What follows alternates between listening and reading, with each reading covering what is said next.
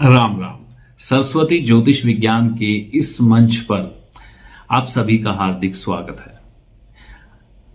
आज मैं आपके साथ गंगा जल के प्रयोग के बारे में बात करने जा रहा हूं। देखिए, हम अपने जीवन में बहुत से ऐसे कार्य कर जाते हैं जो कि एक श्राप का रूप ले लेते हैं या अभिशाप का रूप ले लेते हैं, क्योंकि इंसानी सोच का दायरा इतना बड़ा नहीं है कि वह हर चीज को पकड़ सके कि वह क्या गलत कर रहा है, क्या ठीक कर रहा है। कई बार विवेकवान से विवेकवान व्यक्ति भी गलतियां कर रहा होता है, लेकिन अज्ञानतावश उसे उस चीज का एहसास नहीं होता।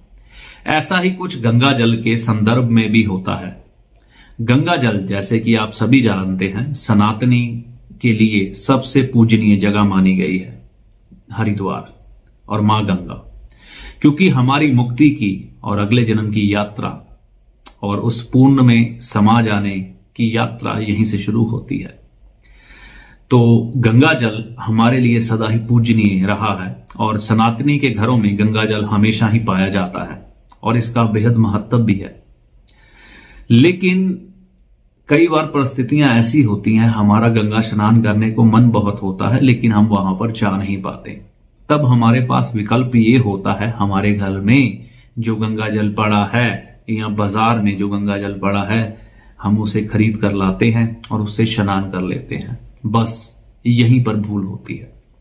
हम बाथरूम में जाकर अपनी बाल्टी में या तो गंगा जल की कुछ बूंदें मिला लेते हैं या फिर स्नान करने के बाद एक डिब्बे में वह गंगा जल डाल के अपने ऊपर डाल लेते हैं, या गंगा जल ऐसे ही किसी बर्तन में डाल के अपने शरीर के ऊपर डाल लेते हैं। वो हमारे सारे शरीर से होता हुआ नीचे गटर में, लैट्रिन वाली जगह में समा जाता है।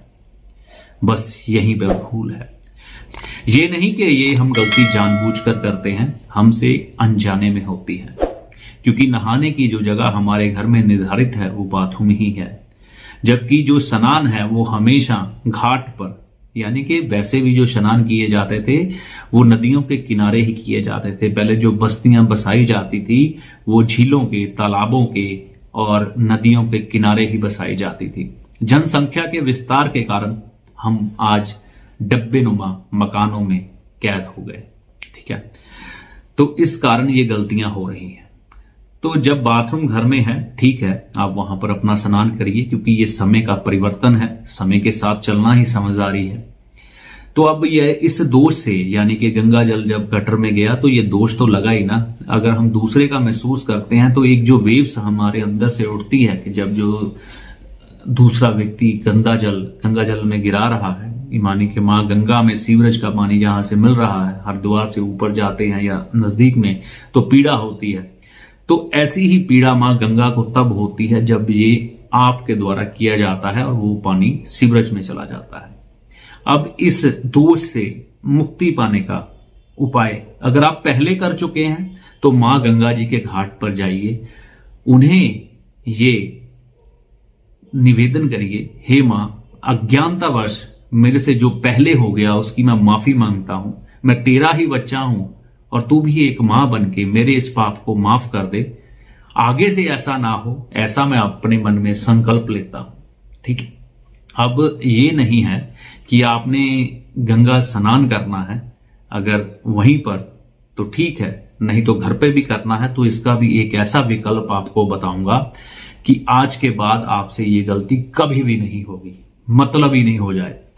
आपने क्या करना है, थोड़ा सा गंगा जल किसी स्प्रे वाली बोतल, जैसा कि किसी बार्बर, नाई या हज्जाम की दुकान पर आपने देखा होगा, वो आपके बाल काटने से पहले एक बोतल से स्प्रे करता है, ठीक है। वैसी ही एक बोतल ले आइए, उसमें गंगा मां को डालिए और जब भी आप स्नान करके बाथरूम से बाहर आ जाएं, ठीक है, तो अपने सर पर उस स्प्रे से आप गंगा मां को छिड़क दीजिए, अपने मुंह पर, अपने शरीर पर छिड़क दीजिए।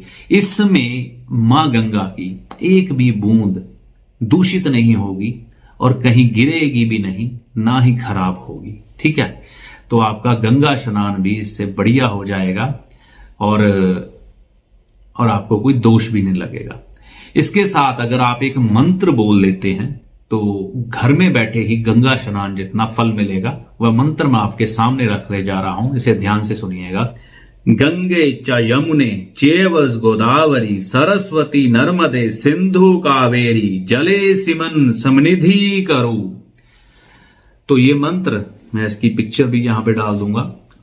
आप घर में अगर गंगा स्नान करते हैं या किसी पवित्र नदी का, जो कि भारत की प्रमुख नदियां रही हैं, उनका सिमरन मात्र करने से, सामान्य जल से भी अगर स्नान करते हैं तो मां भगवती की कृपा से ये सभी पवित्र नदियां जो मां स्वरूप हैं आपके उस जल में आ जाएंगी और आपको गंगा स्नान के जितना या किसी पवित्र नदी के स्नान के जितना ही फल मिलेगा ये मंत्र करने के बाद।